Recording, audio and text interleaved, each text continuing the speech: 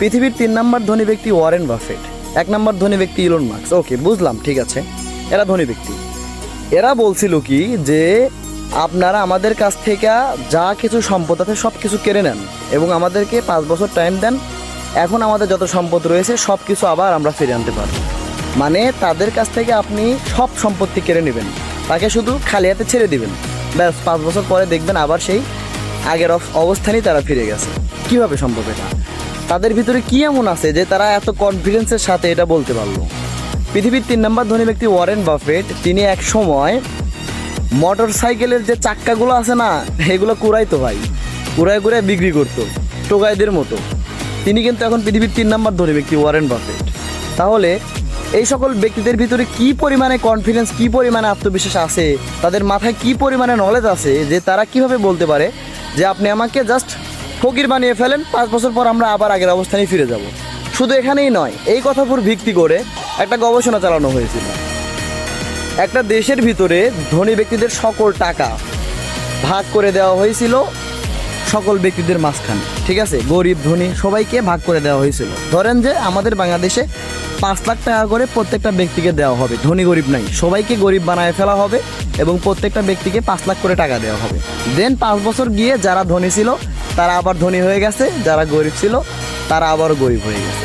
তাহলে এই পরীক্ষা থেকে কি বোঝা যায় যে কেন আমাদেরকে টাকা দেওয়ার পরেও, প্রত্যেকটা মানুষকে বড়লোক করে দেওয়ার পরেও কেন তারা গরিব হয়ে যায়? এখানে আসলে কাহিনীটা কি, এর ভিতরে রহস্যটা কি? দেখেন, আসলে আমরা মানুষ সবাই কিন্তু এক না। নলেজ, মাইন্ডসেট হচ্ছে মেইন বিষয়। আমরা যে টাকাগুলো সবসময় নিজের কাছে রাখি, আমাদের কাছে যদি 10 টাকা থাকে, সেই 10 টাকা আমরা কি করি? চিন্তা করি যে অ্যাকচুয়ালি 10 টাকা আমরা কীভাবে খরচ করব।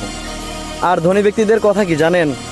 তোমার কাছে যদি 10 টাকা থাকে, তুমি চিন্তা করবে যে এই 10 টাকা দিয়ে কীভাবে 20 টাকা বানানো যায়। তাহলে তাদের মাইন্ডসেট হচ্ছে এখানে যে তাদের কাছে যখন কোনো টাকা থাকে তারা চিন্তা করে এটা দিয়ে আমি কিভাবে আরও কিছু সম্পদ বানাতে পারি। আর আমাদের কাছে যখন কোনো টাকা থাকে আমাদের ঘুমই হয় না যে টাকাটা কখন আমরা খরচ করব। এটাই হচ্ছে ধনী ব্যক্তি আর গরিবদের ভিতরে পার্থক্য। অ্যাকচুয়ালি আমরা ওইটাই বুঝি না যা ওরা বোঝে। আর সব থেকে মেইন বিষয় হচ্ছে কনফিডেন্স লেভেল আমাদের একদমই দুর্বল।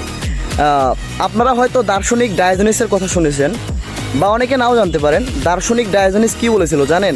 একটা ছোট্ট বাচ্চা ওই নদীর ধারে গিয়ে হাত দিয়ে পানি তুলে খাচ্ছে নদীতে গিয়ে। আর ডায়োজেনিস ওই সময় কী করতেছিল? ওই ছোট্ট একটা পাত্র নিয়ে করতেছিল, ওই পানি খাইতেছিল। তো ছোট্ট একটা পাত্রতে যখন পানি খাচ্ছিল তখন ডায়োজেনিস লক্ষ্য করে যে ছোট্ট একটি বাচ্চা নদীতে গিয়ে হাত দিয়ে পানি খাচ্ছে। তখন ডায়োজেনিস হুট করে বলে ওঠে, ইস, আমি কত বোকা, তাই না? একটা ছোট্ট বাচ্চা আমাকে শিখিয়ে দিল যে এখনও আমি কতটা মূর্খ। এটার মানে কি? একটা ছোট্ট বাচ্চা যখন নদী থেকে হাত দিয়ে পানি তুলে খাচ্ছিল তখন ডায়োজেনিস লক্ষ্য করলো যে সে একটা পাত্রতে করে পানি খাচ্ছে। এখান থেকে তিনি এটা শিক্ষা পেল যে আসলে আমরা মানুষ নিজের প্রতি নির্ভরশীল না।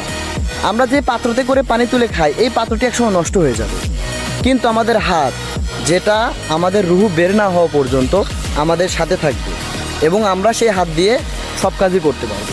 তাহলে আমাদের হাত থাকতে কেন আমরা পাত্রতে করে পানি খাবো? এখান থেকে শুধু পাত্রের বিষয় না, এখান থেকে এটা বোঝা যায় যে আমরা অন্যের প্রতি কেন নির্ভরশীল, নিজের প্রতি কেন নির্ভরশীল নয়। আমাদের অবশ্যই নিজের প্রতি নির্ভরশীল হওয়া উচিত। অন্যজন কি করলো, কে ধনী হইলো, তোমার কোন বন্ধু এগিয়ে গেল, এইটা নয়। তুমি নিজের জীবনে কি করতে পারবে তোমার উপর তুমি ভরসা করো। নিজের আত্মবিশ্বাস, নিজের কনফিডেন্সই হচ্ছে মেইন। আর কনফিডেন্স যার ভিতরে আছে সে কখনো হারে না। মনে রাখবে, কনফিডেন্স যখন তোমার ভিতরে 100% থাকবে তখন তুমি লাইফে কিছু করতে পারবে। কিন্তু তোমার ভিতরে কনফিডেন্স নেই, তুমি একটা কাজ করতে গিয়ে নিজেকে দুর্বল ভাবো, তাহলে তোমার দ্বারা লাইফে কিছু করা সম্ভব না। যে কাজটা তুমি করবে একদম 100% কনফিডেন্স দিয়ে ওই কাজটা করতে হবে। এই জন্যে ডায়োজেনিস বলেছিল যে কেন আমি পাত্রতে করে পানি খাবো আমার হাত থাকতে। তো যাই হোক, আশা করি বুঝতে পারছেন।